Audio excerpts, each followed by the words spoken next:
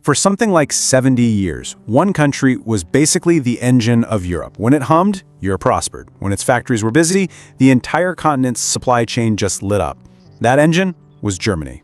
And right now, that engine is sputtering, it's failing. I mean, listen to that for a second. That's not me saying that. That's a direct quote from an industry analyst. And it really gets to a reality that I think a lot of people are just now starting to wake up to.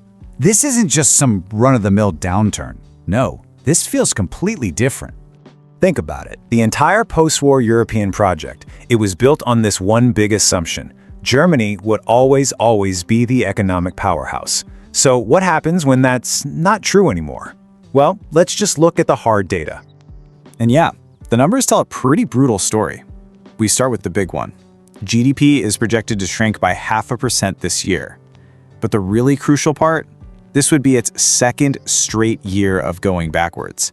That's not a blip, that's a sign that something is fundamentally wrong. And then we zoom in on industrial production. It dropped almost 2% in a single month. We're talking about the factories, the very heart of the German economy, literally grinding to a halt. It's kind of shocking. And this is the human cost. 270,000 jobs gone, just from the car industry and all the businesses that support it. That's not just a statistic on a screen. That's a crisis hitting families and whole towns all across the country. To really get what's happening here, you have to look at the cars. The auto sector in Germany isn't just another industry. It's part of the national identity, woven into the fabric of the country. And right now, it is in a state of collapse. Just look at this roll call.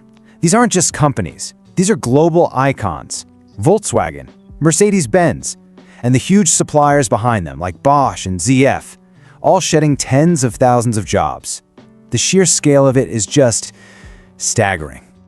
And this quote, wow, this comes straight from the top, from Volkswagen's own CEO, and it really cuts to the bone. When he says it costs twice as much to run some of their German plants compared to others, he's not just talking about spreadsheets. He's saying the whole made in Germany model, the one they built their success on, might not be competitive anymore. So how did it all go so wrong so fast? Well, if you dig into it, it's like an industrial autopsy. The sources point to 3 distinct, destructive forces that all slammed into Germany at the exact same time.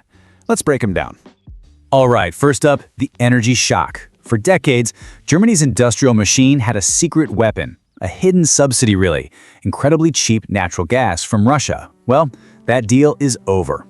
And boom, this chart tells you everything you need to know about what happened next. After the invasion of Ukraine, that cheap energy just vanished, overnight.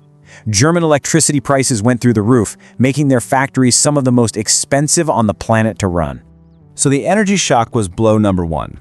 The second blow came from the other side of the world. For 40 years, China was Germany's golden goose, right? A huge market that couldn't get enough of German engineering.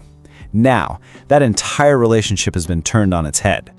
This slide just lays it out so clearly. Look at the left. That was then. China was the dream customer.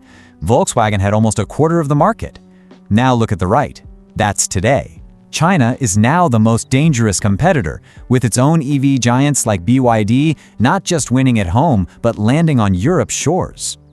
But the third destructive force wasn't an external shock from Moscow or Beijing. Nope. This one was an inside job. This one was self-inflicted, born from policy decisions made right there in Berlin. It's like Germany was running a marathon and decided to tie its own shoelaces together. They shut down their perfectly good nuclear power plants right before an energy crisis.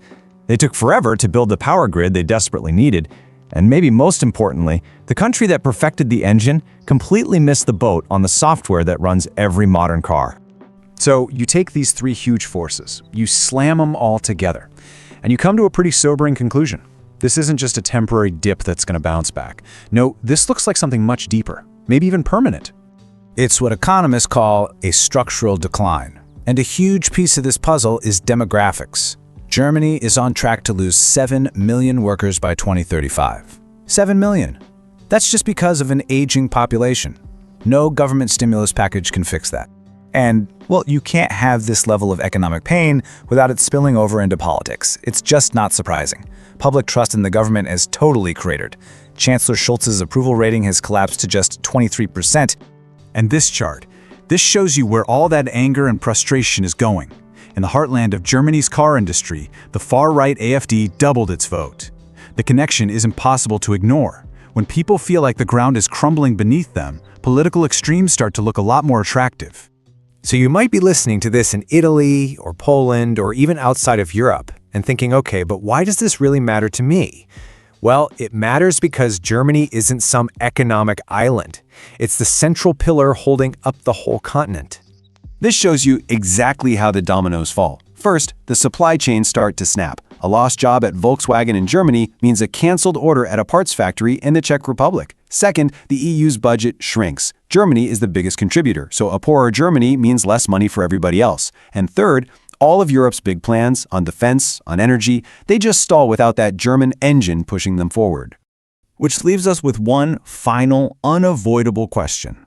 The one that's probably keeping leaders from Paris to Warsaw up at night. The whole vehicle shrinks.